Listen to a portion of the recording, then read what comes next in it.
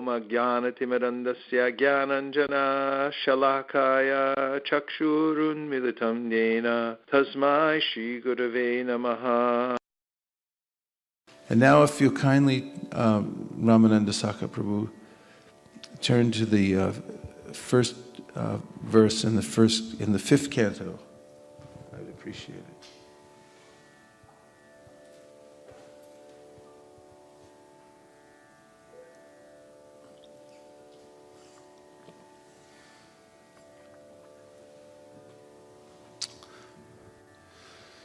Om Namo Bhagavate Vasudevaya.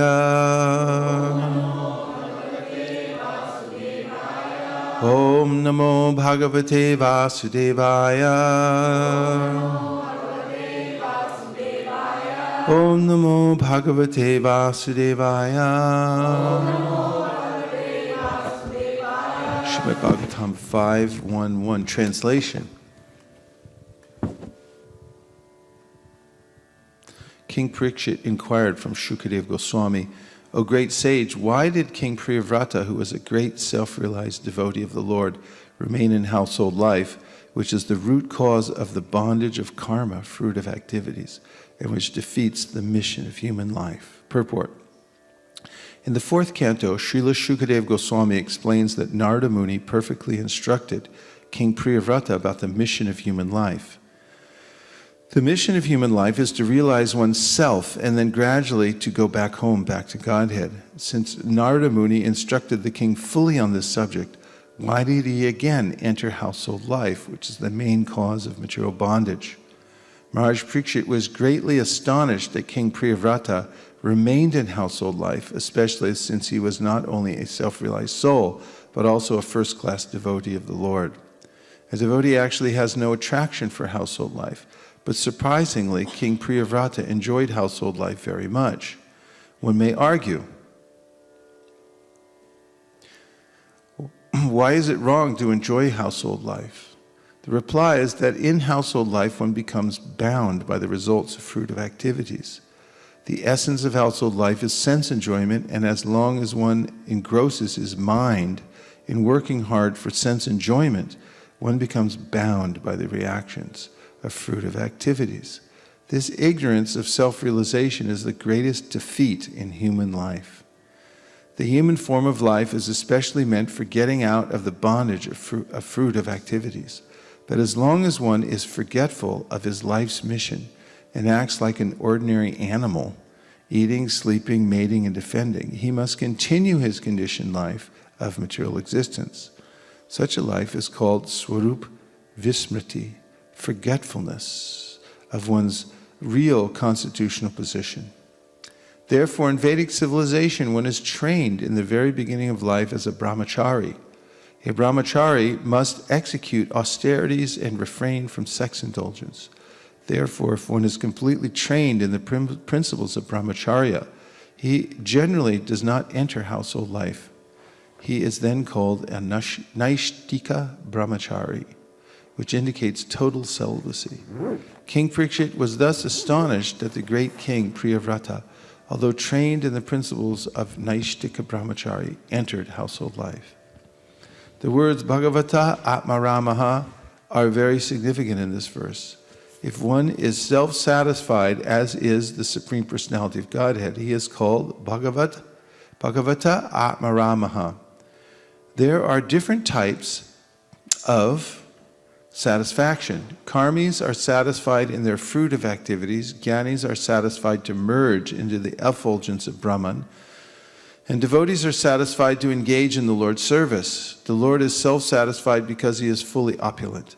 And one who is satisfied by serving him is called Bhagavata Atmaramaha. Manushyanam Sahasreshu, out of many thousands of persons, one may endeavor for liberation.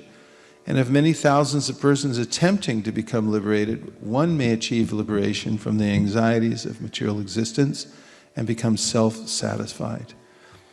Even that satisfaction, however, is not ultimate satisfaction.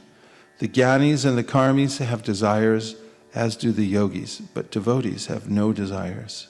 Satisfaction in the service of the Lord is called akama, freedom from desire. And this is the ultimate satisfaction. Therefore, Maharaj Parikshit inquired, how could one who was fully satisfied on the highest platform be satisfied with family life? The word parabhavaha in this verse is also significant. When one is satisfied in family life, he is doomed because he must already have forgotten his relationship with the Lord. Prahlad Maharaj describes how the activities of family life implicate one more and more. Atma patam griham andakupam. Household life is like a dark well. If one falls into this well, his spiritual death is assured. How Priyavrata Maharaj remained a liberated Paramahamsa, even within family life, is described in text 23 of this chapter. Text number 2.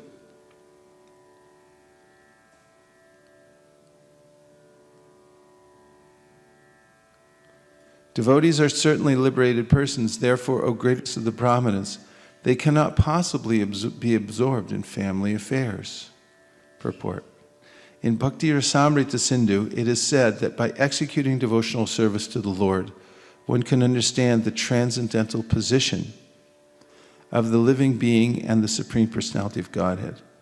The Supreme Personality of Godhead cannot be understood by any means except bhakti. The Lord confirms this in Srimad Bhagavatam 11:14-21. Bhaktyaham ekaya grayaha. Only by executing devotional service can one appreciate me. Similarly, in Bhagavad Gita 18:55, Lord Krishna says, Bhaktyamam abhijanati. Simply by discharging devotional service, one can understand me. Thus, for a bhakta to become attached to family affairs is impossible, since a bhakta and his associates are liberated. Everyone is searching after ananda, or bliss. But in the material world, there can never be any bliss. It is only possible in devotional service. Attachment for family affairs and devotional service are incompatible. Therefore, Maharaj Parikshit was somewhat surprised to hear that Maharaj Priyavrata was simultaneously attached to devotional service and to family life. Number 3.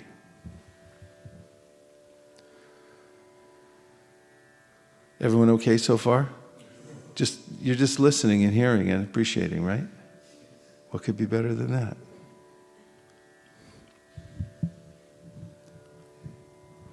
Elevated Mahatmas who have taken shelter of the lotus feet of the Supreme Personality of Godhead are fully satiated by the shade of those lotus feet. Their consciousness cannot possibly become attached to family members. Purport.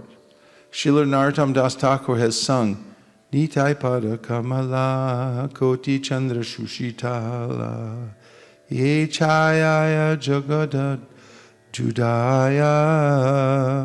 He describes the shade of the lotus feet of Lord Nityananda as being so nice and cooling that all materialists who are always in the blazing fire of material activities may come under the shade of his lotus feet and be fully relieved and satiated.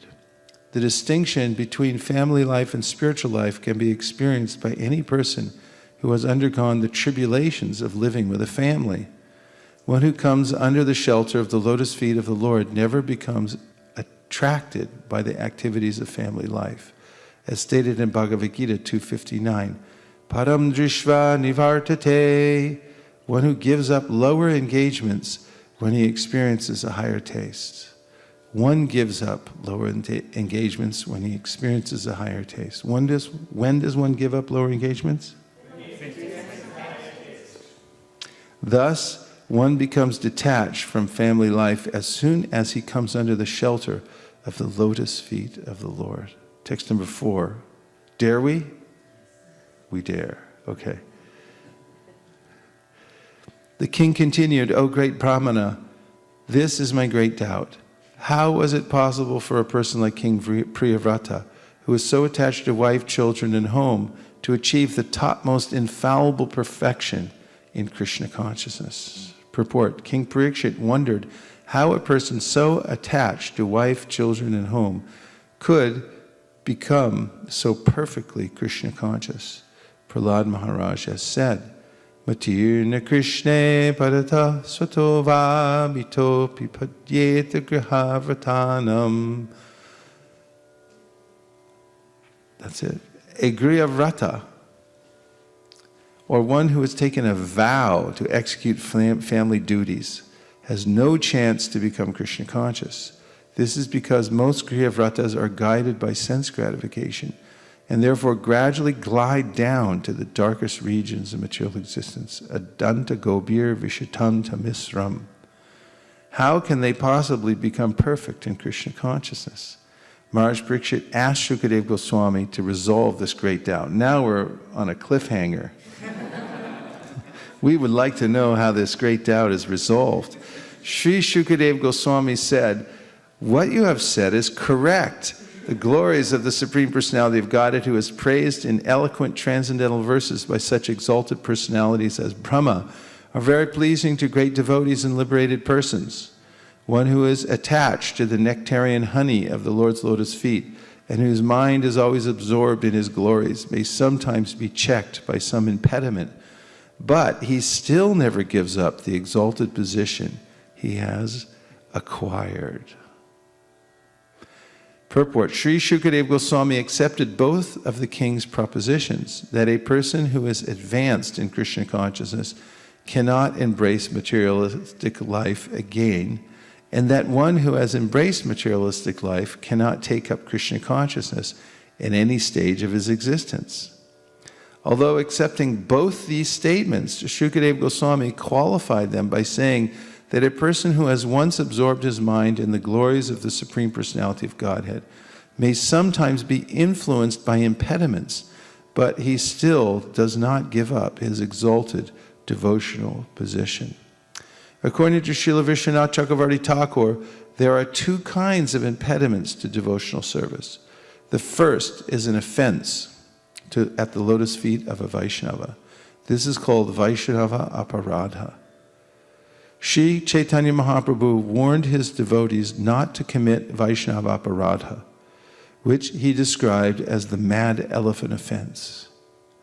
When a mad elephant enters a beautiful garden, it destroys everything, leaving a barren field. Similarly, the power of Vaishnava Aparadha is so great that even an advanced devotee becomes almost devoid of his spiritual assets if he commits it. Since Krishna consciousness is eternal, it cannot be destroyed altogether, but advancement may be checked for the time being.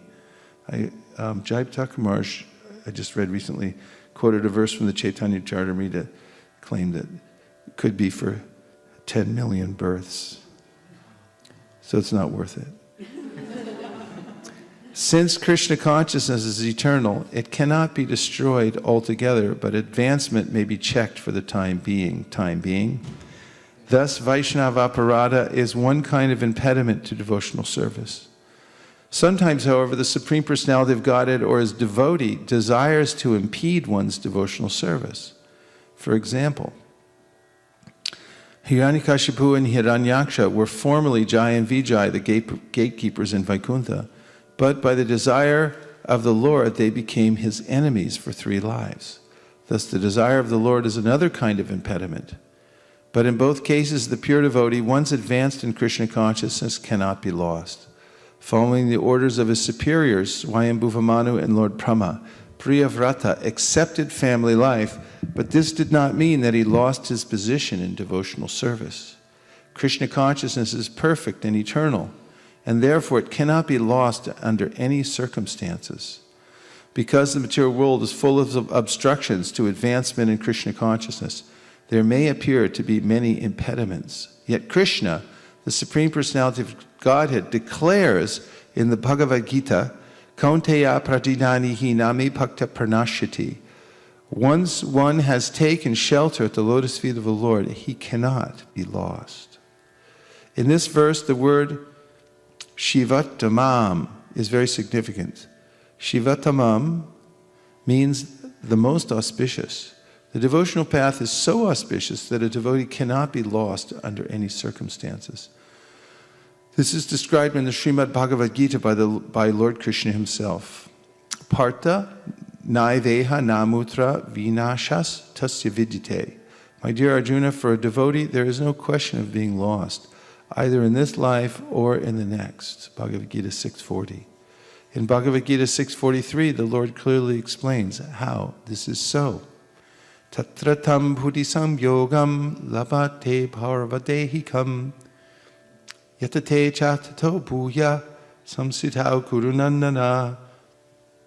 By the order of the Lord, a perfect devotee sometimes comes to this material world like an ordinary human being. Because of his previous practice, such a perfect devotee naturally becomes attached to devotional service, apparently without cause.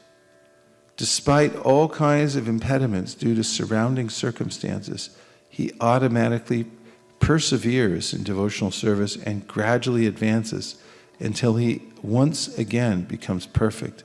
Bilva Mangala Thakur had been an advanced devotee in his previous life, but in his next life he became greatly fallen and was attached to a prostitute. Suddenly, however, his entire behavior was changed by the words of the very prostitute who had so much attracted him, and he became a great devotee. In the lives of exalted devotees, there are many such instances, proving that once one has taken to the shelter of the lotus feet of the Lord, he cannot be lost. Kaunteya prajidani hina me bhakta pranashyati. The fact is, however, that one becomes a devotee when he is completely freed from all reactions to sinful life, as Krishna states in Bhagavad Gita 7.28. Yesham tantakatam papam jananam punyakarmanam tedvanva mohanir mukta bhajanti mam dhritavrataha. Persons who have acted piously in previous lives and in this life, whose sinful actions are completely eradicated and who are freed from the duality of illusion, engage themselves in my service with determination. On the other hand, as Prahlad Maharaj said, Matirna Krishne Paratak Svatova Mito Pipadyeta Graha Vratanam. A person who is too attached to materialistic family life, home, family, wife, children, and so on, cannot develop Krishna consciousness. These apparent contradictions are resolved in the life of a devotee by the grace of the Supreme Lord, and therefore a devotee is never bereft of his position on the path of liberation, which is described in this verse as Shivatamam Padavim. Let's see what's in the next verse. Shukadev Goswami continued, my dear king, Prince Priyavrata was a great devotee because he sought the lotus feet of Narada, his spiritual master, and thus achieved the highest perfection in transcendental knowledge. With advanced knowledge, he always engaged in discussing spiritual subjects and did not divert his attention to anything else. The prince's father then asked him to take charge of ruling the world. He tried to convince Priyavrata that this was his duty and indicated in the revealed scriptures. Prince Priyavrata, however, was continuously practicing bhakti yoga by constantly remembering the Supreme Personality of Godhead, thus engaging all his senses in the service of the Lord. Therefore, although the order of his father could not be rejected, the prince did not welcome it. Thus, he very conscientiously raised the question of whether he might be diverted from devotional service by accepting the responsibility of ruling over the world. Purport. Srila Narottam Das Thakur has sung, Chadiya Vaishnava Sheba Nishtara Payiche Keba. Without serving the lotus feet of a pure Vaishnava or spiritual master, no one has ever attained perfect liberation from material bondage. Prince Priyavrata regularly served the lotus feet of Narada, and thus the prince perfectly understood transcendental subjects in truth, satatvataha. The word satatvata means that Priyavrata knew all the facts about the spirit soul, the Supreme Personality of Godhead, and the relationship between the spirit soul and the Supreme Personality of Godhead. And he also knew all about this material world and the relationship of the spirit soul and the Supreme Lord within the material world. Thus the prince decided to engage himself only in rendering service to the Lord. When Priyavrata's father, Swayambhuva Manu, requested him to accept the responsibility of ruling over the world, he did not welcome the suggestion. This is a symptom of a great liberated devotee. Even though engaged in worldly affairs, he does not take pleasure in them, but remains always absorbed in the Lord's service. While thus serving the Lord, he deals externally with worldly affairs without being affected. For example, although he has no attraction for his children, he cares for them and educates them to become devotees. Similarly, he speaks to his wife with affectionate words, and he is not attached to her, but he is not attached to her. By rendering devotional service, a devotee acquires all the good qualities of the Supreme Lord. Lord Krishna has 16,000 wives. Lord Krishna had 16,000 wives, all of them very beautiful. And although he dealt with each of them as a beloved husband, he was not attached or attracted to any of them. In the same way, although a devotee may enter family life and act very affectionately toward his wife and children, he is never attached to these activities. The plot thickens. This verse states that by serving the lotus feet of his spiritual master, Prince Priyavrata very soon attained the perfectional stage of Krishna consciousness. This is the only way to advance in spiritual life, as stated in the Vedas. Yasya devi para bhaktir yata deve tatagarao tasyaite katita hyartha prakashante mahatmanaha.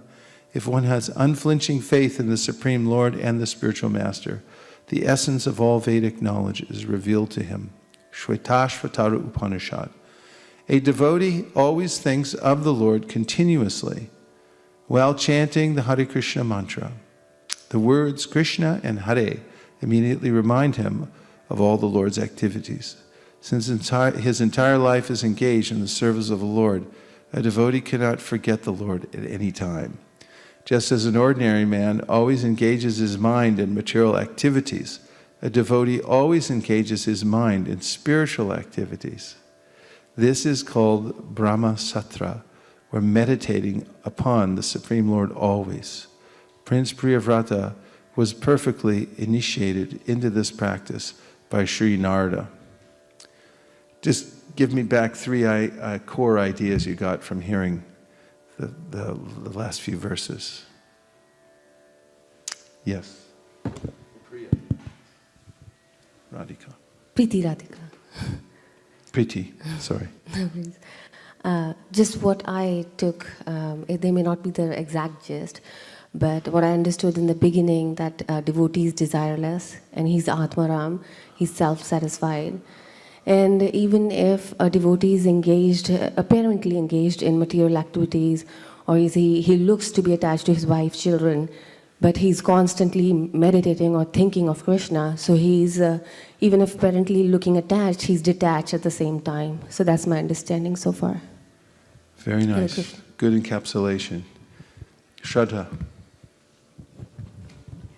I like the one where it says that one who is involved in devotional service cannot get lost at any time. And it cited the extreme example of Bilva Mandal Thakur, who was a very advanced devotee in his life, but in the next life he got attracted to a prostitute, but still he was brought back into devotional service. Okay, that's two powerful lessons. Number 3? There are only two main impediments in the path. Pardon me? There are only two main impediments in the path of devotional service. One would be to offend a Vaishnav, and the other would be if the Lord himself causes an impediment. And both of these actually, what I understood, it applies to a pure devotee. When we say that he's never lost, devotee is never lost, that he's never, whatever happens to him affects him is temporary, it also applies to the question of how surrendered you are to the Lord. One who has totally surrendered. Why did you get that idea that it only applies to a pure devotee? And how do you define a pure devotee? I should say, and if so, how do you define a pure devotee? I felt that when you were reading it, there was a sentence that came where Srila Prabhupada says at the beginning of the para that, however, one should be, it talks about a devotee who's totally surrendered. Please give her the 5th canto. She can find that. She needs to back up her position. And that sentence kind of felt that it didn't apply to me. But also the example that he gave of an impediment caused by the Lord was about Jai Vijay, who were again pure devotees. So. Yeah, we may find evidence to show that if someone even begins the process of devotional service, it indicates they may be at the beginning stage, that advancement they get or the progress they make is not lost. For instance, there's maybe an indication of that in the verse from the 2nd chapter of the Gita, Neha Bikramanasho sti pratyavayo navidyate swalpamapyasya dharmasya trayate mahato bhayat. That even a little advancement on the path of devotional service saves one from the most dangerous kind of fear, which is falling back down again into material existence. And being unaware, Navai jano jatu katan sharam vrajen. There's another verse in the 1st canto, 5th chapter, I think it's the 24th verse. Navai jano jatu katan sharam vrajen, in which Narada Muni says that despite the fact, no, that's not it. It's not 24. What's the verse number, Srivas? Navai jano jatu katan shanam vrajan.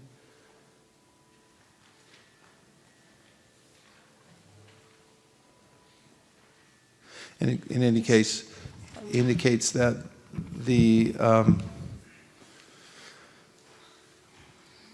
a person who takes to devotional service may sometimes fall down because of being in an immature stage, but he never forgets the Lord because there's a way in which he's tasted something that he can't forget.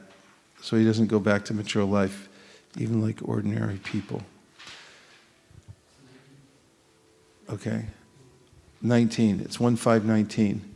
But first we're going to hear the evidence presented by Manjula Kanta. Maharaj, this is page 10, Canto 5, Chapter 1, Text 5, where towards the end of the purport, almost the last para, Srila Prabhupada says, he explains Vijay, Jai Vijay, and the previous para says, by the order of the Lord, a perfect devotee. Go slow, real slow, articulate. By the order of the Lord, a perfect devotee sometimes comes to this material world like an ordinary human being. Because of his previous practice, such a perfect devotee naturally becomes attached to devotional service, apparently without cause. And he continues into the next para with a statement that says, the fact is, however, that one becomes a devotee when he is completely freed from all reactions to sinful life. That's where I had that doubt when he says, I'd say, yeah, but it may not exclude the fact that those who make advancement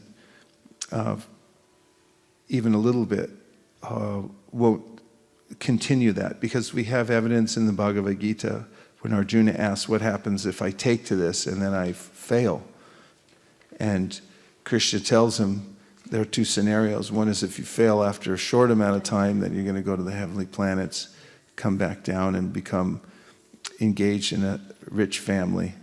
And if you do it for a long time and you fall down, you go to the heavenly planets and you'll come back down into the family of transcendentalists, where you'll be reminded of your previous practice. And in both cases, the idea is that there's facility for continuing. and yet there are these instances where you've lived a materialistic life for a long period of time, and elders suddenly switch to devotional service. All of a sudden, and it's such a sudden transformation. Yeah, Krishna says in the Gita that as if spontaneously a person takes to it because of purva samskara. They remember it from their past life, and it comes to them without even seeking it. There's somebody reminds them, even sometimes even in a seemingly insignificant way, and then they remember and take it up with gusto. But I've always wondered, why does Krishna wait so long to remind someone? If you've done so much service, I would assume I would be born to a Brahmana, a devotional family. Instead, at 45, at 60, somebody wakes up. And I never understood that sudden. It's just Krishna's will that that's the time? they There wake are up. many different kinds of circumstances and reasons, as being mentioned here, that Krishna, if he can impede the progress of a pure, perfect devotee, he can decide when to let somebody in on the fact that they're meant to take to devotional service. Vishwanath Chakravarti Thakur says, in the chanting of the holy name, there's a way in which, just as a fruit on a tree takes its own time to fructify, not all the fruits on the tree fructify at the exact same time. Some become ripe before the others. I've seen that personally, going to pick fruits. That some fruits are ready before the others. So Vishwanath says you have to ripen on the vine. He also says that sometimes the Lord withholds one's advancement for his own reasons. One of the reasons is that he doesn't want to discourage people on other paths by having the bhaktas become wildly successful all of a sudden, because then everyone will have to give up their path and take to devotional service. And this verse, which I brought up and put everyone to so much trouble to find, especially Srivas, is 1:5:19. Navajano jatu katanchana vrajen mukunda sevan yavadanga samsmritim smaran mukundang rupa guhanam punar vihatumi chenna rasa graho janaha. My dear Vyasadeva, even though a devotee of Lord Krishna sometimes falls down somehow or other, he certainly does not undergo material existence like others, fruitive workers, etc., because a person who has once relished the taste of the lotus feet of the Lord can do nothing but remember that ecstasy again and again. So we got our 3 points. Is that safe? Okay.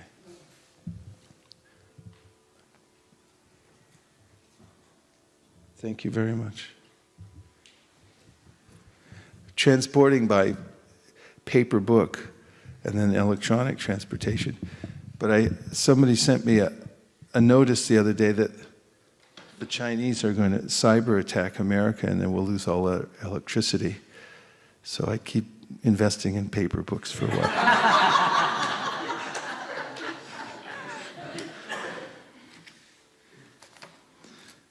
Now, interestingly, our Mahajans, as Leela Kata Devi Dasi had pointed out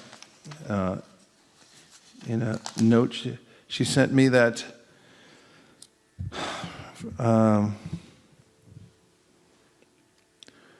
in a list of Mahajans, and the Mahajans are the exemplars of pure devotional service. Our process is to follow in the footsteps of the previous acharyas. Acharya means one who teaches by example. That makes life easy. However, there's a way in which everyone wants to invent their own process. And everyone likes to change things and also add things and also subtract things. And pretty soon, it's really hard to tell if somebody's actually following the same process. But the secret, Prabhupada said over and over again, of his success in spreading the Krishna consciousness movement all over the world was to carefully follow the principles that his spiritual master had given to him. And he also advocated that one follow in the footsteps of the previous acharyas. For they teach by example. Their lives are literally examples of how one can advance in devotional service. And they also speak about it, so we can take their words and concentrate on them and see how to advance. So, in the list of Mahajans, and does anybody happen to be able to list all the Mahajans? It's fairly easy if you learn the verse. Does anybody know the verse that lists all the verse? Go ahead, Srivas Prabhu, give him the microphone. You can do. Swayambhur Narada Shambhu Kamaro Kapilo Manuhu. Third line.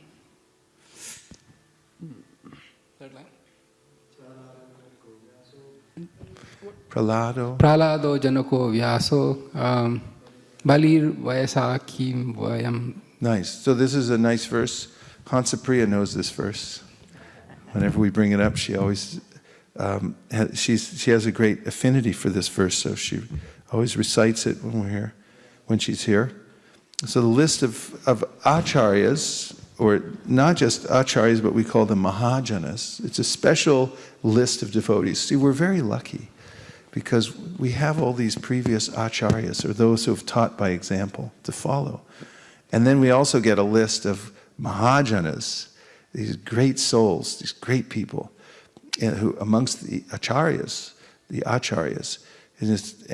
and we're asked to take a close look at their lives, examine their lives, and then do as they've done.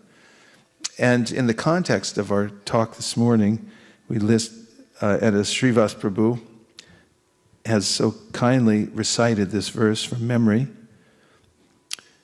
with maybe a little help from friends, Lord Brahma, Brahmachari, Sannyasi, Grihastha, Brahma. Brahma. Married? Family man? Yep. He better be, otherwise we're not here. If he was celibate, there wouldn't be any people.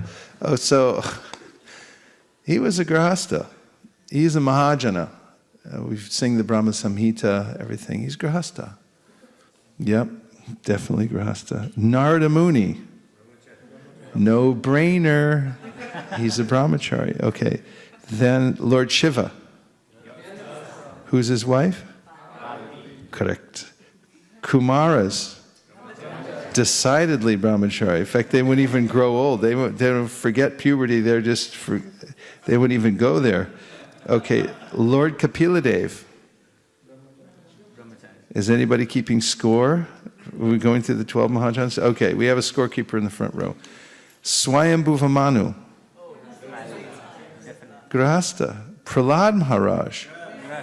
Grihastha. Janak Maharaj. Grandfather Bhishma. Yes. Bali Maharaj. Shukadev Goswami. Yamaraj. The score is 5-7. And you'll notice, and Prabhupada notes, that most of Mahaprabhu's primary disciples were Grihastha. Most of them were Grihasthas. So there's no impediment to devotional service. One may advance from any position of life. However, there is a regulation given so that one simply doesn't become swallowed up. At the same time, there's this admonition that if you take to Grihastha life, or we shall say, Griyamedi life, which means becoming fully and wholly attached to that life as the all in all, as we say, Griyavrata. You have a vow that this is my life. This is my life and soul is my family and my money and my house and all my stuff. Then you fall into a well. It's called a blind well, which is one of the more scary things one can conceive of walking in a field alone. Say you don't tell anybody you're going for a walk and you don't take your cell phone. And you just go for a walk in some field somewhere and you fall into a blind well, which nobody knows. Nobody knows where it is. And there you are. You can't get out and you can't call to anybody for help. You're just stuck. So this is the comparison of one who fully embraces the Grihastha life as the vow in life.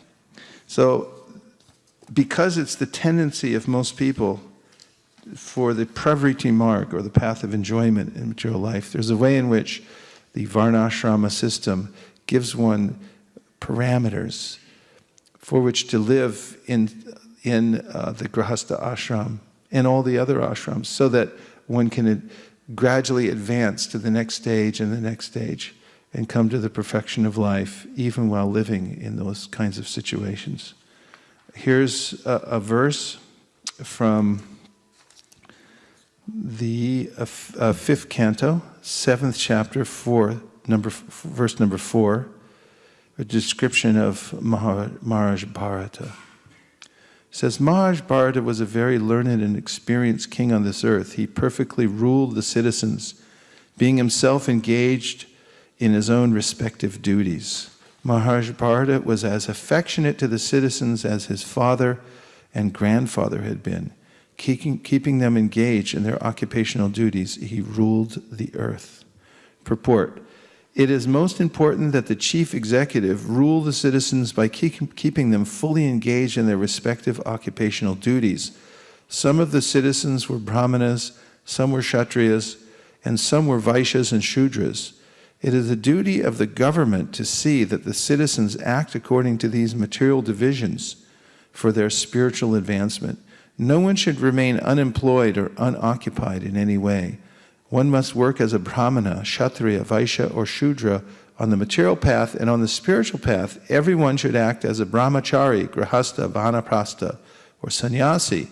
Although formerly the government was a monarchy, all the kings were very affectionate toward the citizens, and they strictly kept them engaged in their respective duties. Therefore, society was very smoothly conducted. Indication that there's a opportunity in every aspect of life in the Varnashram for one to be fully engaged, which is necessary. I noticed how people who have a job in this world are happy because they're engaged. They have something to do. The senses need something to do. Krishna says in the Gita, a person can't even maintain the physical body without work. And I observe in the world that people who have some engagement are happy. Although people complain about it sometimes. On a Friday, you might be checking out at a grocery store and say, how are you? And you'll say, I'm so happy it's Friday because tomorrow I don't have to work, or something like that. The fact is that when people don't have work, they become morose and unhappy. And if they have some gainful employment, I drove by the other day, I saw some people who were doing some brickwork. There was a man in the back of the truck. He was throwing 2 bricks at a time out the back of the truck, and there was a man there catching him. With such deftness, accuracy, he would throw. The man would throw, and then the other person would catch them and put them in a pile. And I just happened to see how about 3 times he would. I think maybe it was in India. On my way out of the of Vrindavan, I think I saw that, and it stuck in my mind. And I just saw that they were in samadhi and just fully engaged, you know. And even in Vrindavan, Keshav Bharati Maharaj was telling me when they were reconstructing that ashram there, which belonged to a small-time king, if that doesn't sound funny. And it was a ruin at the time, but Tamal Krishna Maharaj, Giriraj Maharaj procured that property. They elected Keshav Bharati Maharaj. He was reluctant at first, and then realized it was actually a result of him saying these prayers every day. Even though he was somewhere else, some other country, he was uttering prayers to live at Govardhan. And then he realized, oh, I've been asking all this time, now Giriraj is making me come here. Of course, it came along with 130-degree heat, sometimes 135. It's the hottest inhabited place on earth, Govardhan. And he lived through all that. And he told me that the construction went on. There were workers that went on carrying bricks in that heat. And they never stopped, and they never complained, even during the hottest times of the summer. They kept building and, you know, reconstructing. And what else can one do in this world? You have to go on with your duty. You have to be engaged in some way. And then we heard in the Brahma Savita, Kurvan nirantaram karma loko yam anuvartate. Tenaiva karmana dhyayam mam param bhaktamichiti. Since you have to continually work in this world, Krishna says, do it in such a way that you can remember me at the same time, and then you'll attain perfection. You remain continually attached to me.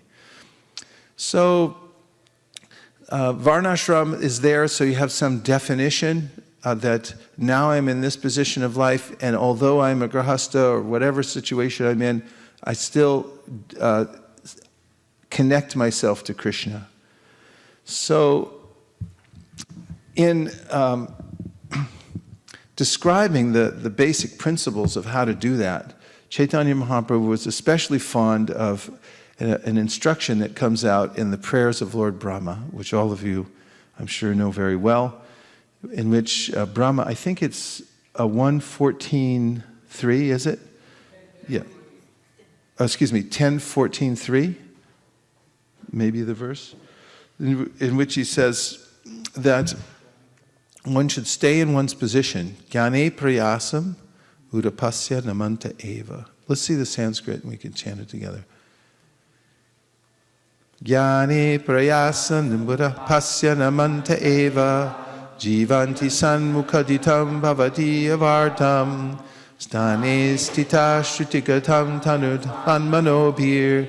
Ye prayasho jita jito pyasitais trilokyam. And the translation is, those who, even while remaining situated in their established social positions, throw away the process of speculative knowledge and with their body, words, and mind offer all respects to descriptions of your personality and activities, dedicating their lives to these narrations, which are vibrated by you personally and by your pure devotees. They certainly conquer your lordship, although you are otherwise unconquerable by anyone within the three worlds. Let's see the purport. Here, the word udapasya clearly indicates that one should not even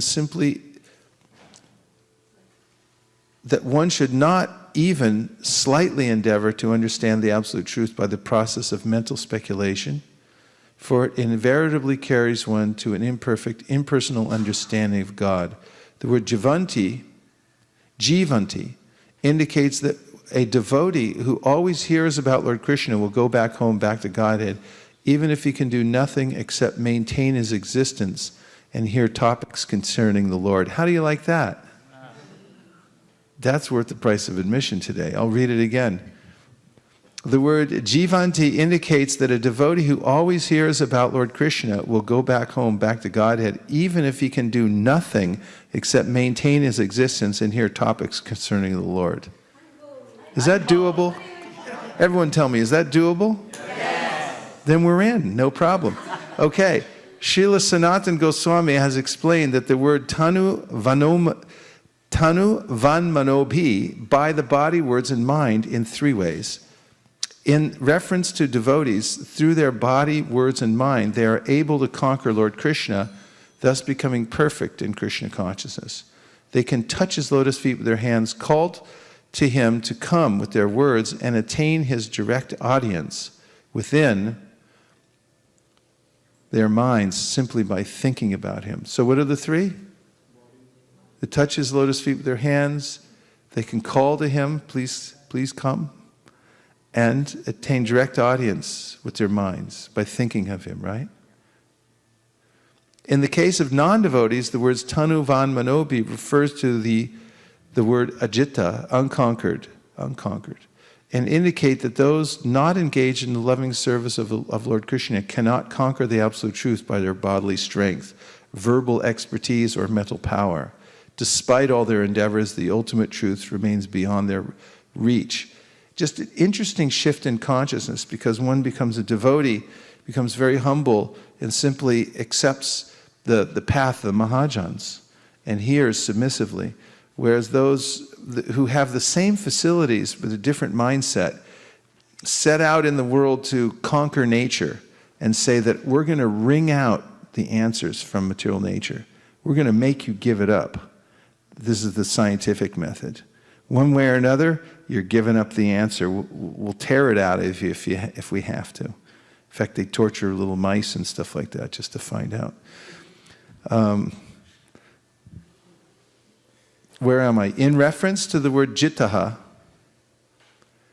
conquered, the words tanu van manobi indicate that the pure devotees of the Lord conquer his body, words, and mind. The Lord's body is conquered because he always remains by the side of his pure devotees. Lord Krishna, this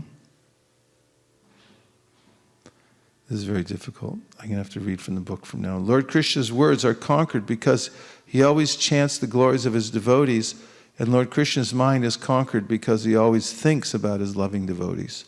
Srila Vishwanath Chakravarti Thakur has explained the words Tanuvan Manobi in regard to the word Namantaha, offering obeisances. He explains that the devotees can take full advantage of the transcendental topics of the Lord by offering all respect to those topics with their body, words, and mind. One should engage his body by touching the ground with his hands and head while offering obeisances to the topics of the Lord. One should engage his words in praising transcendental literatures such as Bhagavad Gita and Srimad Bhagavatam, as well as the devotees who are preaching such literatures, and one should engage his mind by feeling great reverence and pleasure while hearing the transcendental topics of the Lord. In this way, a sincere devotee who has acquired even a small amount of transcendental knowledge about Lord Krishna can conquer him and thus go back home, back to Godhead for eternal life at the Lord's side. Everyone please say, Hare Krishna. Hare Krishna. That's so satisfying, isn't it? And to know that you're in the right place at the right time, doing the right thing, doesn't that make you happy? Yes. All the other anomalies and difficulties in life are become tolerable then, don't they? And this is partly the idea. There will be many different kinds of twists and turns to our lives. It's guaranteed. As soon as you get a physical body, you're going to be frustrated because we're just not compatible with this kind of energy. It's a lower energy that never quite works out right. You're going to make an astounding point because I can see the ecstasy coming out of you. I wanted to share what Kameshri Mataji was with us yesterday when we were trying to get to where we really wanted to go, which was downtown San Francisco. We couldn't make it because we got a call. We were actually well ahead of everybody around us in noticing we were in trouble because you got the call and we told, you're not going to make it. You're going to get off at the next station and wait for us. And we were talking, and through it all, we were so happy. We couldn't get there through the road we were going. We got out. The kids had fun. We went to the next station, the other side, and came. And we saw a guy sitting there in front of us with his box. And he was so unhappy. You know, our kids got in the train. He was looking at us like, wow, what are you guys doing here? And me and Kameshri Mataji were sitting there, and we were like wondering, why is that guy so sad? And we thought, well, it's natural. He was trying to get to SFO, and maybe he didn't go. And there was a job he couldn't do, something that upset him. And his whole course of the day gets, it's very easy to be sad in the material world. There are so many reasons to not be happy or smile. And we were actually going through quite a lot to get there. But we were having such a good time through all the difficulty. And we really felt so blessed to be doing what we were doing, to be in the service of the Lord. You may be thwarted 1,000 times in trying to do the service of the Lord, but you'll have fun getting kicked or being pushed around. But in the material world, there's no... Yeah, it's nice. It's a good metaphor also. A devotee who gave a class at Govardhan during Kartik mentioned that at every stage of one's devotional life, there are encouragements, encouraging signs that come from the Lord. It's not that just only when you reach a higher level, then you really have a higher taste. Of course you do, but there are relatively higher tastes at every level.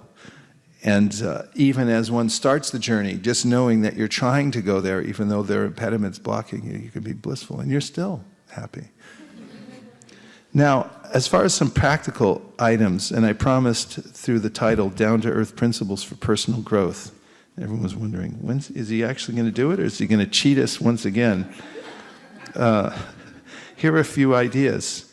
Actually, the first of these principles, these are very practical principles that I've thought about a lot, and that I practice myself, tend to guide how I conduct my days. So the first principle is that one should search out great ideas, because ideas are like seeds, and the great ideas that we get in our life are what actually drive us in the right directions. To back up that statement, here's a quote from the Chaitanya Charitamrita Madhya Leela, 19th chapter, 152nd verse, 152. It's an excerpt from the purport in which Prabhupada says, Bhakti Lata Bij, and that means the creeper of devotional service. Bij means seed. I'm speaking to all of you. There are people from all over the world maybe listening. on the internet and just defining. Bhakti Lata Bij means the seed of devotional service. Everything has an original cause or seed for any idea, program, plan, or device. Idea, program, plan, or device. There is first of all the contemplation of the plan, and that is called the bija or seed. The methods, rules, and regulations by which one is perfectly trained in devotional service constitute the Bhakti Lata Bij, or seed of devotional service. This is a beautiful definition of this Bhakti Lata Bij, very practical in fact, which is parallel with Rupa Goswami's description using the word shil as a means by which one must advance in devotional service. The verb, the root shil means that one must cultivate devotional service. That means with all of the working and knowledge-gathering senses, one has to cultivate devotional service. So that begins with contemplation and ideas. So, how to get great ideas? And here's where it gets really practical. One thing is that you have to read. And there's a famous quote from Harry Truman. Harry S. Truman, it was? Who? Who? Thank you very much. Harry Truman said, "Not all readers are leaders, but all leaders are readers." A little bit of a tongue twister. But I had heard from a speaker, Jim Rohn, many years ago. He just gives one part of it. He says, all leaders are readers. All leaders are readers. I didn't know the first part of the quotation. Not all readers are leaders, but all leaders are readers. It's a very practical way that you can ingest, so to speak, good ideas or great ideas through books. There is one of the easiest ways to actually advance yourself in life, is to make sure that you're sitting down with really good literature and reading it carefully. Because just by doing that, you'll take those seeds and you'll be able to contemplate and direct your life in a certain way so that you'll be successful. And as we read Bhagavatam, for instance, these are the spiritual seeds which actually give us the idea that we should go back home, back to Godhead. We should not stay here in the material world. Or Bhagavad Gita, for instance. It's so clear and concise that our faith becomes strengthened every time we take 5 minutes, 10 minutes, a half an hour to just read Bhagavad Gita. We are realigned. And this is necessary because every day we need a realignment. It's not that I read Bhagavad Gita when I was a kid. I don't need it anymore. I'm good. Not what people say. Here, have a look at this. I'm good. I'm all right. You're not. You're walking the wrong way. You're going to go off a cliff. Humble people who understand the rare opportunity that they've been given and the precarious situation that they're in, they're willing to realign themselves at every second. This is what humility and openness means. I don't assume that I'm on the right track. I'm always trying to realign myself and make sure that I'm okay. And it's not that if one gets in some position that now I'm good. No. Even such a person, Chaitanya Mahaprabhu says, whose Bhakti Lata Creeper goes all the way back to Goloka Vrindavan and entwines itself around the lotus feet of Krishna in Goloka, must still go on hearing and chanting while in this world, constantly. Otherwise, the creeper will dry up. So you have to be constantly engaged. So all leaders are readers. And it's a very practical correlation between the two things. There are libraries all over America.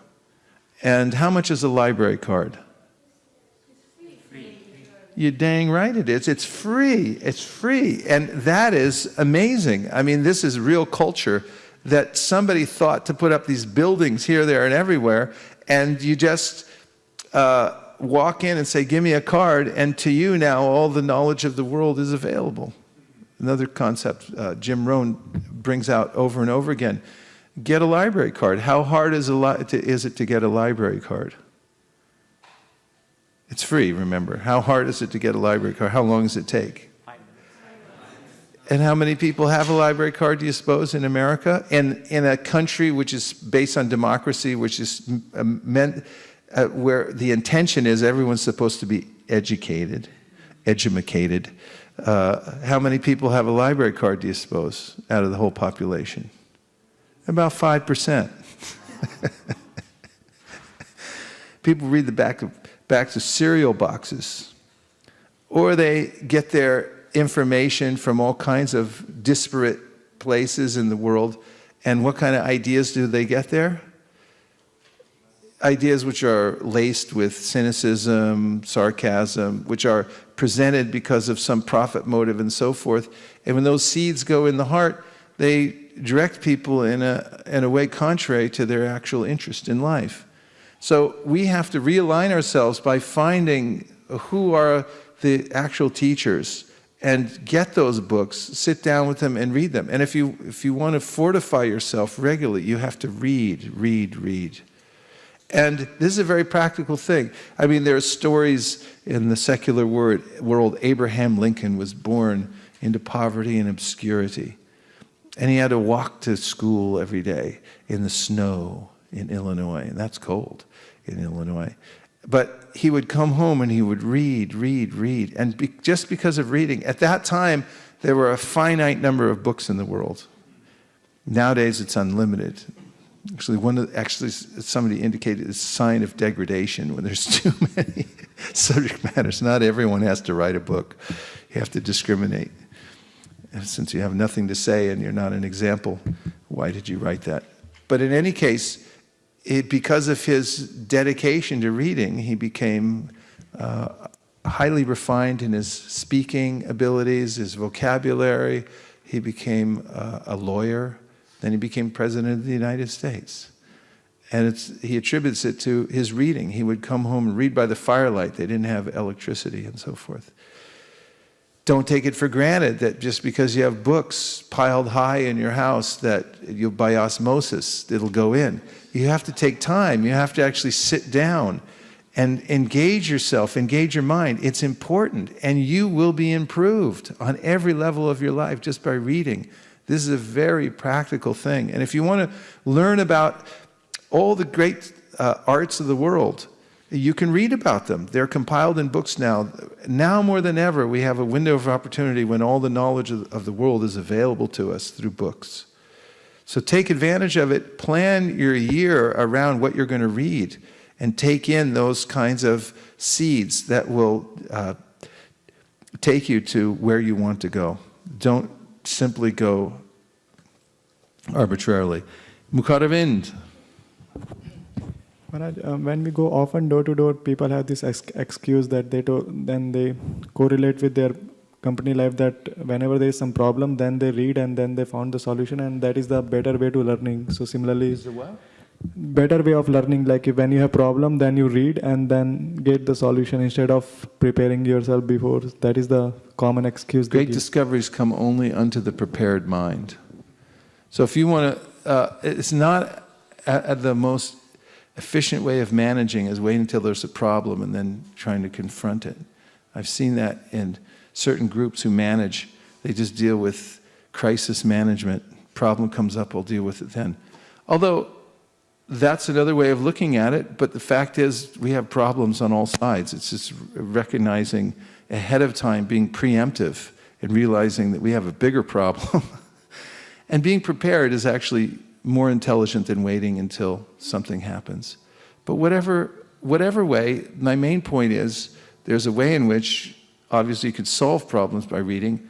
However, you're motivated. The point is, schedule it for yourself and take advantage of the fact that you can read.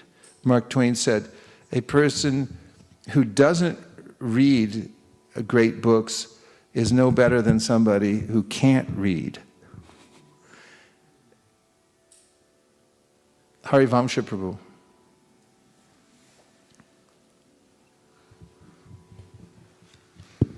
Hare Krishna Prabhu. Actually, I was just thinking when we even go for book distribution, many people say, I'm not the kind of guy who will read. give it to somebody who will read. But if you look at the real picture, everybody reads actually. They are not reading a book, they are reading Facebook, or they are reading some news, any sort of information, everybody is perusing and browsing through. It's just, everybody has that propensity to gather information by using their eyes. Just have to be. That's true, but we would like to have them read Bhagavad Gita. That's why we that's why we heartily encourage them to take it. Because we know that once it gets in there, little jiva is so interested in looking and curious and things like that. Once the book ends up in the house, and Prabhupada said this, in their hand, in their house, in their truck, wherever it is, somebody's little jiva is going to come along and say, hey, what's that? It's like, I don't know. I got it from this guy. He put his head in my window, sold me a set of Bhagavatams, whatever it is, and somebody's going to read it and become benefited. Yes? And then Shraddha, and then, yes?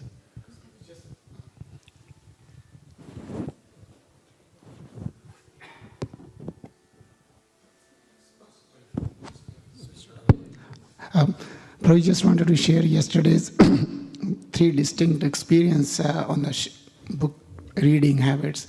The one person, one lady actually, she said, oh, I have Bhagavad Gita. I don't know. I think I have Bhagavad Gita. And it's from India, it was a little discouraging. But the message was, I was trying to say, this is a different, right? It's as it is, but she was not interested. But there's another person, another lady. She said, oh, are you guys giving this a free? I'm a good reader. I love to read. Give it to me. I'll read it. As you mentioned, some people have a habit about reading. I was so encouraged. She was so happy to accept a book. She said, I love to read. I'll definitely read this one.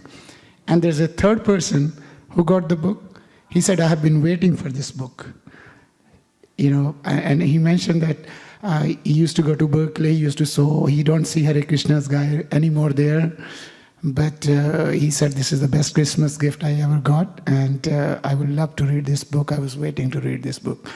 So I was so happy that somehow we were there to, give the book to the right person and become instrument in this. I'm happy you were there too. I was thinking about last night, just all the clamor that goes around Market and Pal.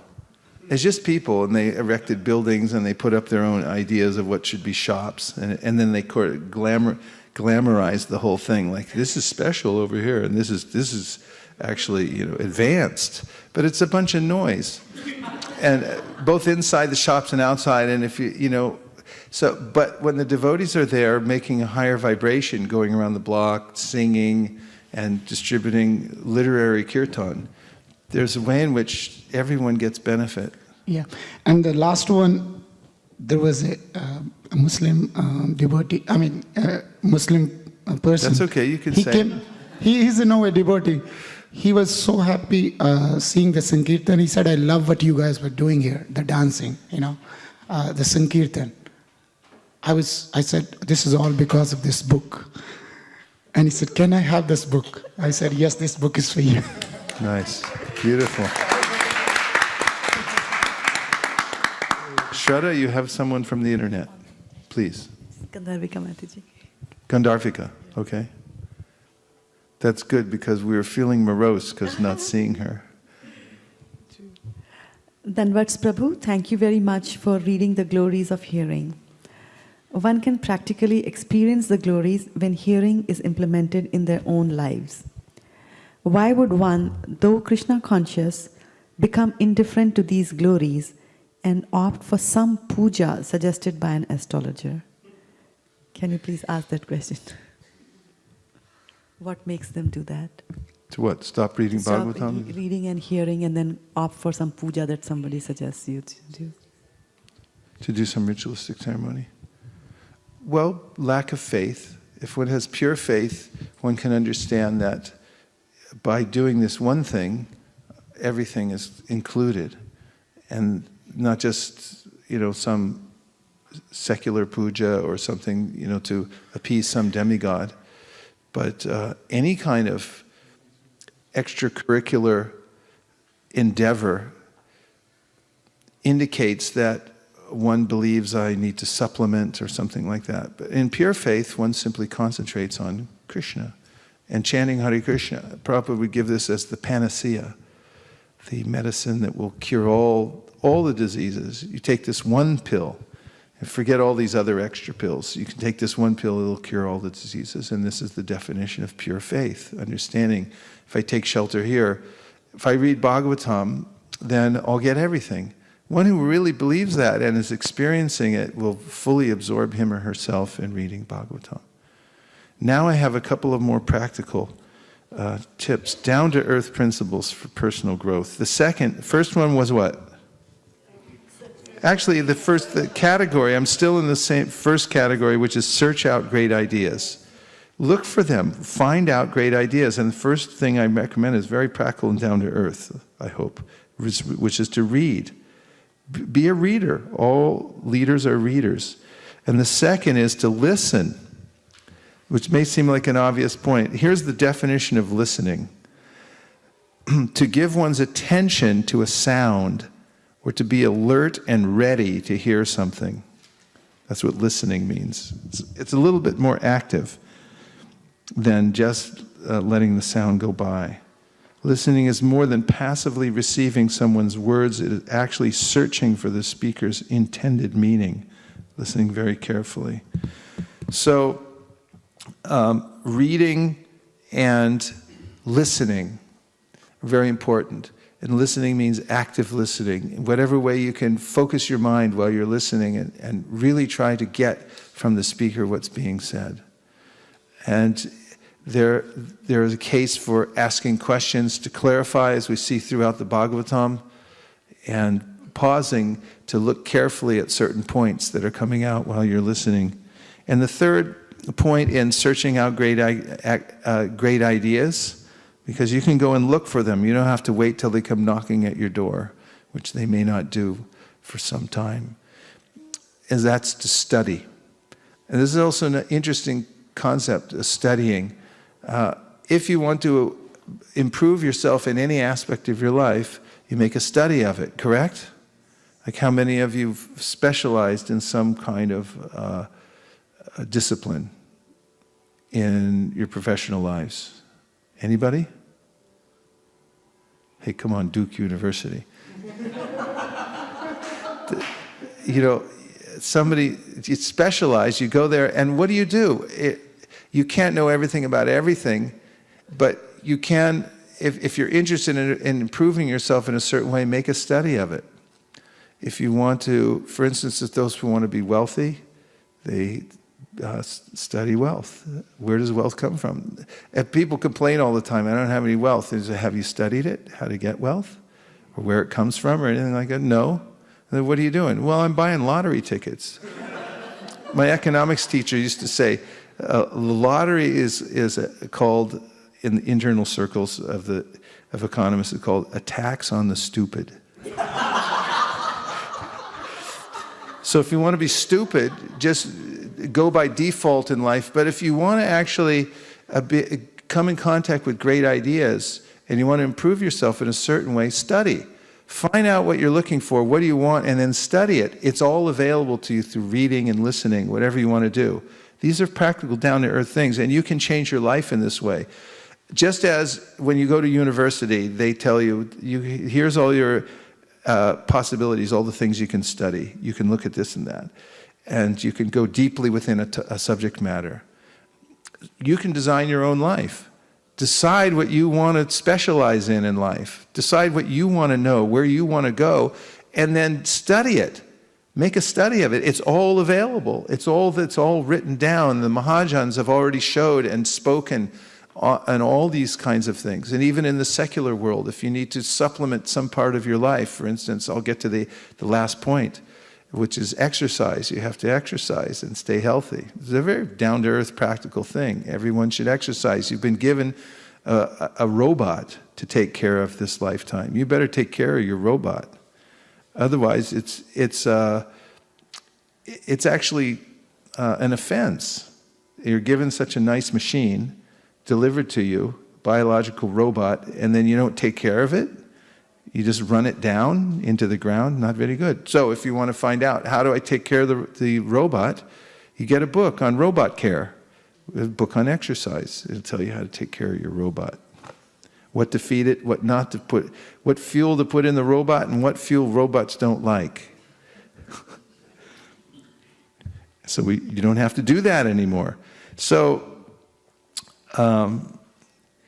the power of hearing and listening from this verse, which I've read many times, but it's so poetical and pointed to this aspect of advancing in life in a practical way by listening, hearing with attention, is from the Srimad Bhagavatam, 1st Canto, 3rd chapter, 44th verse.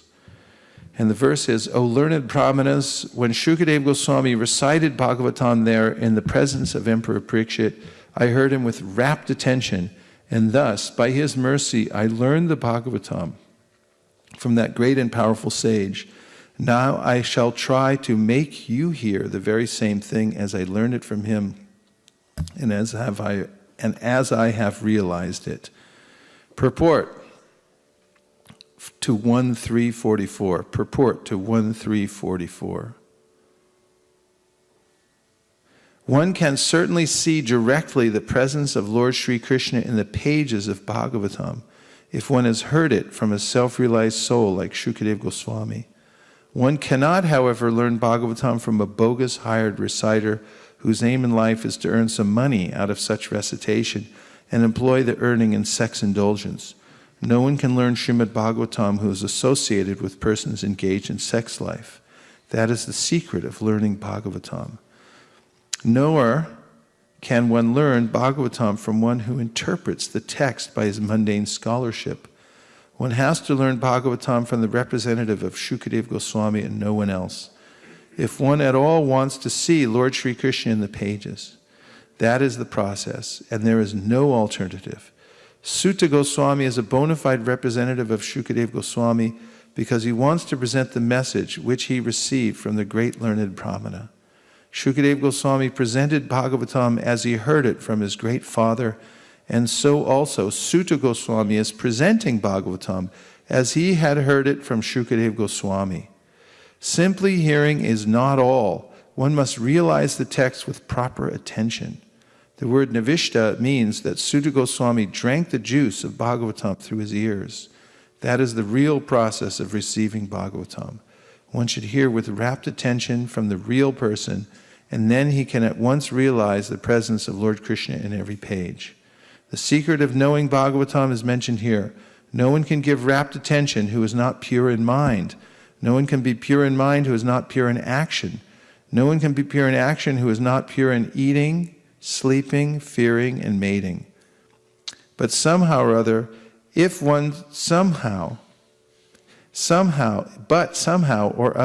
someone hears with rapt attention from the right person, at the very beginning, one can assuredly see Lord Sri Krishna in person in the pages of Srimad Bhagavatam. So very practical at the end. Prabhupada's practical all the way through, but at the end, Prabhupada's mentioning that you have to be pure in your eating, sleeping, mating, defending. There's a way in which your life has to be balanced in order to attain this ability to hear with rapt attention. Otherwise, you won't be interested.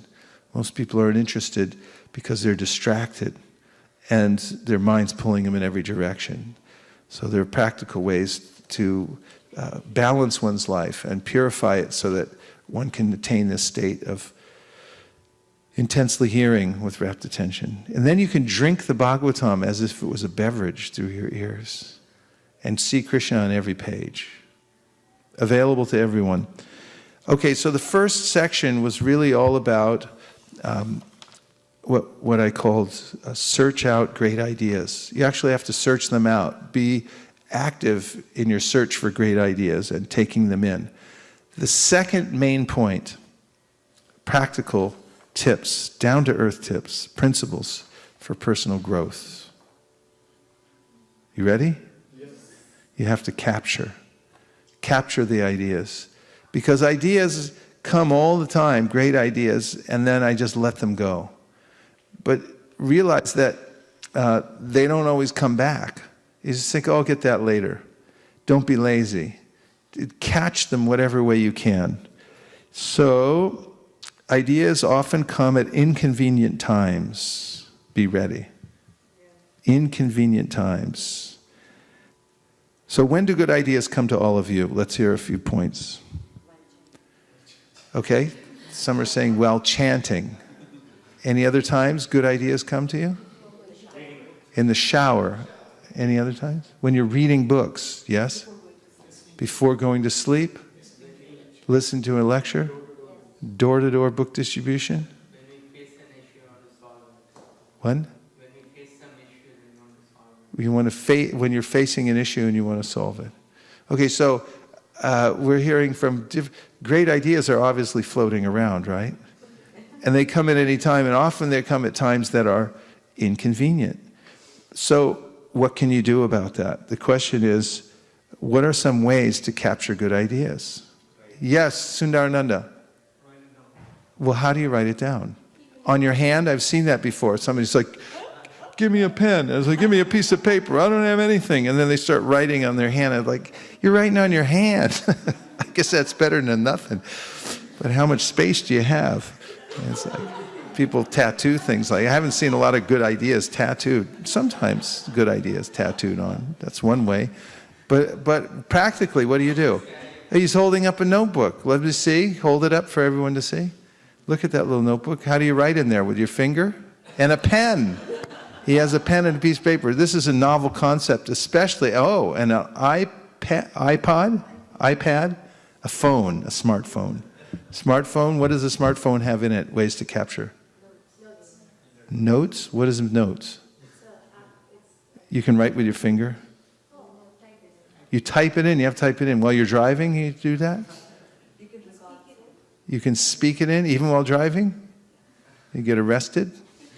You ticket for that? Maybe you can speak it in. The point is there are ways in which you should be ready at all times. You have to examine your own life when these good ideas come to you, and don't be lazy. Just practice this for a month and see.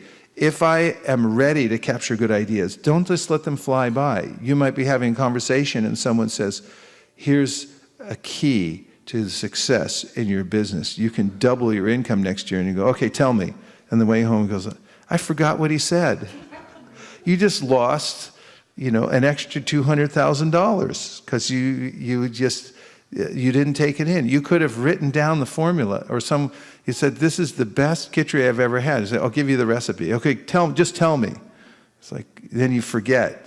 You forget to put in the ginger and the salt because you didn't write it down. But if you write it down, now it's yours. You capture it. You possess it. You can use it. You can put it in a filing system in a way that you can go back to using it. This is a way of life. Walking around the environment and finding out good ideas, being aware that there are good ideas coming at every second into my mental system that are coming out of, what do they say? Wisdom from the mouth of babes. Just from a little baby or a child, you can hear something. That was profound. What are you going to do with it? Write it down. Capture it. Put it somewhere where you can later process it and take advantage of that. Don't just let it float away. Okay? So first one was search out great ideas. Second is capture the ideas.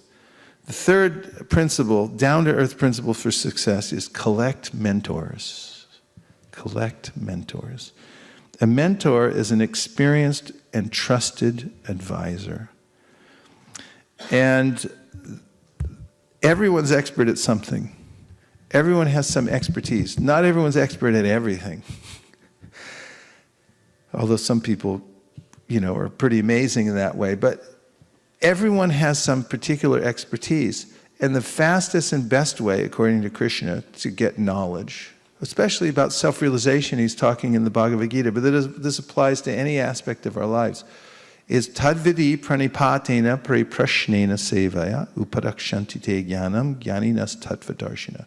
Find out somebody who really knows what they're doing, who's already experienced it. They're living it. They're obviously, they've achieved maturity in that discipline, in that science of self-realization. And if you go to that person and you offer respects and you're open and you render service and then you make inquiries, first do these other things, then make inquiries. And then that person just pours out the contents of his or her heart. Could you move the chairs so we can see these great devotees, please? Thank you. Please come and join us. Nice to see you all. And please give Mataji a seat. Okay. So, mentorship. It's very important. Collect mentors. Make a mentor list. Make a list of who are, for instance, there are some people just within the realm of our Vaishnava Sangha. There are people who have expertise in certain areas. And when a question comes up, when it says like, who should I talk to? Then you find that mentor, find the expert. And it means developing a relationship with particular people, approaching, as I said, in the ways that Krishna recommended. And if you develop these relationships with very expert devotees who know what they're talking about, they've been there. They were, for instance, even now, there are people who were there with Prabhupada on the planet and watched him go to Mangalartik. They were with him at Mangalartik. So you can go to such a person and say, so what was Mangalartik like with Prabhupada, and what did he sing? What tunes did he sing at Mangalartik? Did he sing Bollywood tunes at Mangalartik, or did he sing something else? What did he say about it? And so forth. And then you'll have first-hand information. And if you approach in humility, with submissiveness, with an inquiring spirit, you'll get everything from that person. And then you become fortified and you know how to move in your life. So you have to have mentorship. Take advantage of the many, many mentors that are available to you. And it doesn't mean it has to be some ancient sage somewhere. It can be somebody who has a particular skill in certain kind of devotional service, or in an area that you need to supplement in your life. Get mentors. Collect mentors. And also, as you do so, questions will come up in your life. And you can then write down the questions. And I say frequently that in the course of Vaishnava Sangha, when you're having very intense and regular Krishna Katha, one of the best things that can come out of that, and a result that comes out from that, is that you'll have more questions than answers. That's what it means to have this kind of Vaishnava Sangha. You actually discuss things thoroughly threadbare, and then a question will come out and say, now I have to answer this question. How am I going to answer it? So you may read the whole Bhagavatam all over again and wait till you find the answer, or you may add that question to your mentors list and say, this person can answer the question.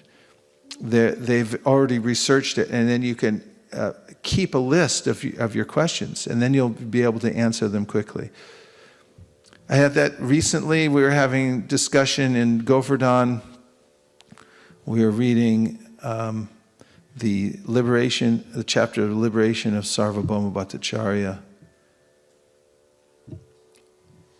And Sevanishta Prabhu just happened to be there for the day, and he heard one section of the Bhagavatam, of the Chaitanya Charitamrita, in which there was a discussion between Gopal Acharya and Gopinath Acharya and Sarvabhauma Bhattacharya, about how there's no incarnation of the Lord in Kali Yuga. This was the claim of Sarvabhauma Bhattacharya and his followers. They said, how can you say Chaitanya Mahaprabhu is God?